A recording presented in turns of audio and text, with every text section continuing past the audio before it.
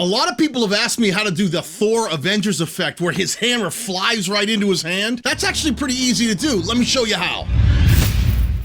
That's a meat tenderizer. That's a hairdryer. That's a lint roller. If you want to learn how to catch things that are kind of like Thor's hammer but not really, stick around. I'll show you how. Help. Hit the subscribe button and click the notification bell to be part of the conversation. So let me show you how I started. There's two different sections to this that you'll need to understand how I kind of pulled it all together. The first part's fairly simple. The second part is a little more involved, and it talks about how to do the thing that we've always wrestled with, and that's motion tracking, which you need for the lightning effect to sort of follow the thing that's going into your hand. And I'll show you how to do that, but first of all, let's take a look at the footage. Now, I'd like to convince you that I'm a great athlete and I can catch things without really looking, but nothing could be farther from the truth. So let me show you what I really did. I actually just filmed these things in reverse. I just held onto them and threw them away. So if you look at this footage knowing that, you can see I just grabbed this lint roller and tossed it. But when I tossed it, I kind of kept my eyes forward, so I wasn't tracking it so much with my eye movement. Same with the hairdryer. I don't even use a hairdryer in real life. That's pretty hard to work with that tool. I looked down, I sort of assumed the position that I thought I would be in if I caught something, and then went backwards with it. And this is just me throwing this into a pile of pillows across the room with my girlfriend as a backstop.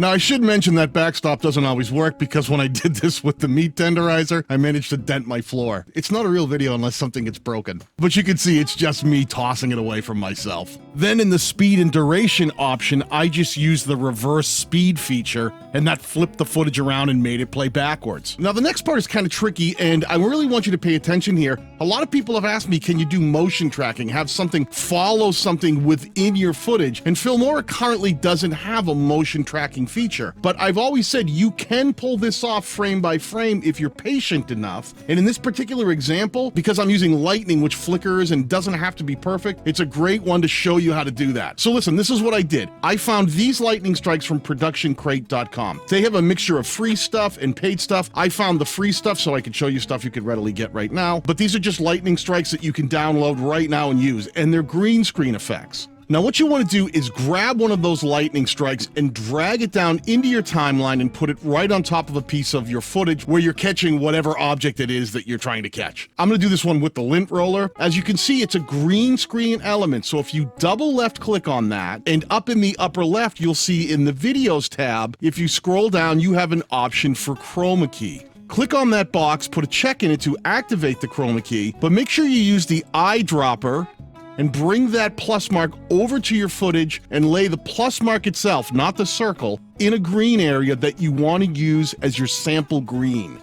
This will tell Filmora the actual green that you should be removing from this footage. Now the green is gone, but the lightning strike is in here. Can you see it? Now this is what I did. I scrolled forward to where that lint roller actually made contact with my hand, right about there. And then I moved that lightning strike so that it actually hit right about the same time as the lint roller made contact with my hand. I don't know if that's the right thing to do. It just felt right. It looked right. It seemed arbitrary. I was like, that'll make sense. Let's do that. Now, the lightning strike is coming in at a weird angle, so I want to change that a bit. I'm going to go down to my lower left and lock my main footage so that it doesn't move. Click up in the upper right, and I'm going to move this, rotate this footage, because it looks like it's coming in from the side. I want it to come in from the top a little bit. So I'll move that over. Let me stretch this lightning strike out just a touch. And I want to rotate it so it looks like it's coming more down into my hand. That's a little bit better. And I want it to hit right about in that crux of where my thumb and my fingers come together. Right about in there. That's pretty close. Now, to create this motion tracking, what you want to do is, again, keep your green screen footage of the lightning strike highlighted, and right here in your timeline, with the timeline stretched out as far as it'll go, which you can do by left-clicking in the timeline and dragging to the right, or using this little bar under your preview window to stretch it all the way out so you're seeing frame by frame what's happening. I'm now going to slice that footage right there. And I'm going to move forward one frame. Now you can do that by clicking on the next frame, or you can actually do that if you're highlighting your timeline. You can use your arrows on your keyboard to move forward one frame. Let's move one more frame forward. I'm going to slice this again, but I'm looking at where this lightning strike is at now. My hand has moved a little, so I'm going to click up in the preview window, and while I'm highlighting the lightning strike, I'm going to use the arrow keys on my keyboard to slightly adjust this over so it aligns up with the left side of this lint roller. I'll now move 1 frame forward. I'll slice this footage again, and you can see how the lightning hasn't moved with the roller. So I'll click up in the preview window again, and I'll use the arrows to get that lined up with the left side of that roller again. And then I'm gonna move forward 1 more frame, slice again, click up in the preview window, and I'm gonna use the arrows again, and I'll just keep moving through this to get that lightning strike, that little squiggle, lined up with the edge of the roller and just touching my hand. And it ends right about there. There you go here, that lightning strike doubles up at this point. Again, the arrow keys make this so much easier than dragging it around your screen, because when you use your mouse and you drag it around, you can't get that really fine-tuned motion that you can by using the arrow keys on your keyboard. So I always opt for doing that by highlighting and using the arrow keys. Let me slice that last frame, and I'm gonna lose the rest of this. I'll delete it. And let's take a look at how the lightning strike follows the lint roller. Pretty cool, huh? Let me scroll slowly through and you can see that lightning strike hits.